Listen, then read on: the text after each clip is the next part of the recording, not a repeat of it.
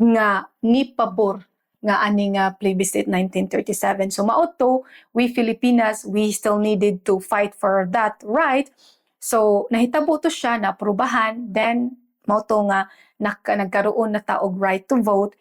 And then we have the new profession. It came flooding. So the moment na aprubahan ni siya, 1937 plebiscite, the moment na maprubahan to siya, mauna to nga ang mga babay ng dagsa na.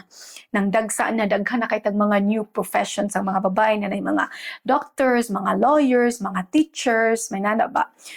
Because of that, because of this law, nga pwede na ta maka-eskwela, pwede na ta makakuha og mga trabaho nga same sa mga kalalakihan. So according sa World Economic Forum nga ang Pilipinas is one of the most equal gender countries in Asia.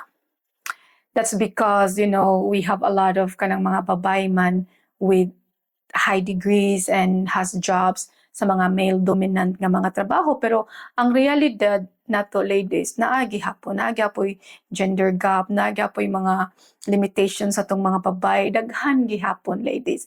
Even though mo na ilang ingon nato, pero ang realidad, it's far from what they state here. And that's something we are going to discuss in our next video. So ladies, if you are very interested into finding your voice again and learning, regaining your knowledge, your power as a woman, then like this video and don't forget to subscribe. I'll see you on my next video.